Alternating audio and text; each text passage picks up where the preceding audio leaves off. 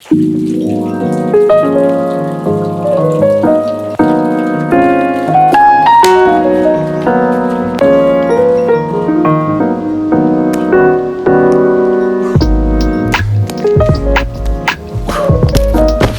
coffee nerds, good to see you. I'm Brodie.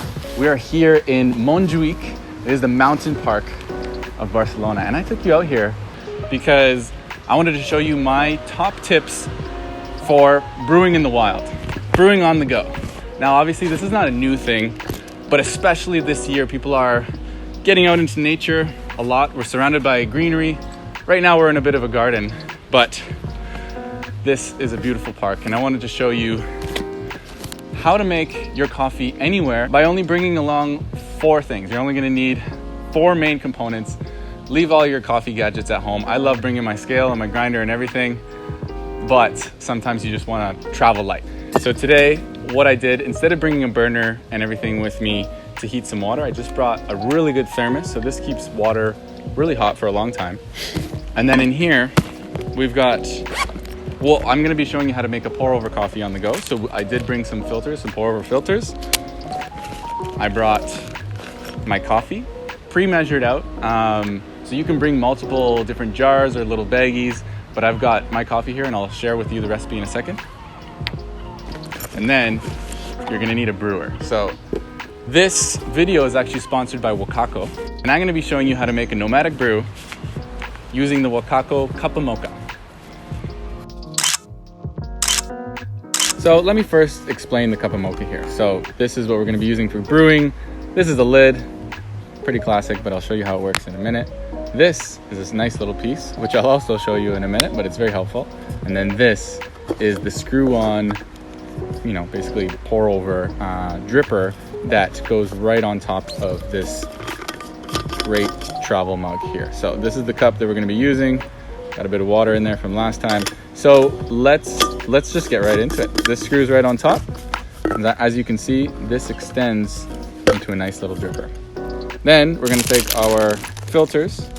So as you can see, this is just a, simple conical filter, but it's essentially, a V60 or any sort of conical filter. This one is craft paper. We're just gonna stick that right in here. So here's my special little trick for bringing coffee without a scale. Now this is, like I said, you can bring a few of these little jars or baggies, but this has exactly 15 grams in it. And I did some testing at home and I found that 15 grams works kind of the best with this little filter. And I'll show you why in a second and how it corresponds with measuring the water without a scale as well. So let's pop that right in. Give it a quick shake, level it out.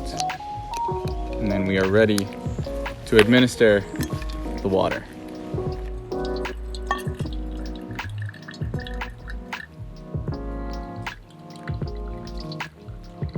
And so with 15 grams, if I fill this dripper up 3 times, I get a nice 1:15 ratio of 15 to 225. Now, I like this ratio. I like that sort of consistency in my brew, but that just allows me to get a pretty good idea of how much water I'm adding. I know it's not gonna be too watery. I know it's not gonna be absolutely perfect, but we are out in nature, and I guarantee these surroundings are just gonna add a lot to this coffee and it's gonna taste perfect. So let's just wait for that to drip down. And as I told you, I was gonna show you what this little contraption, it's not really a contraption, it's just a nice little piece here, what it does. So we gotta actually twist this off and then make sure you have relatively stable ground, but you can actually just put that on there. That drips through. We've got our nice cup of coffee.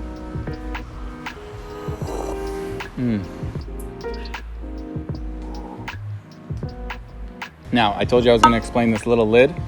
It's very simple. It's just your classic travel mug lid. You can screw it on here and then flip this thing up. It doesn't drip at all. So you can continue on with your hike in happy caffeinated contentment. And if you want to follow along for more coffee adventures, do subscribe now. And I'd love to hear in the comments some tips that you have for brewing on the go, whether it's in the wild, on the train, in the office, on a plane, or anywhere, basically. Let's get out of here.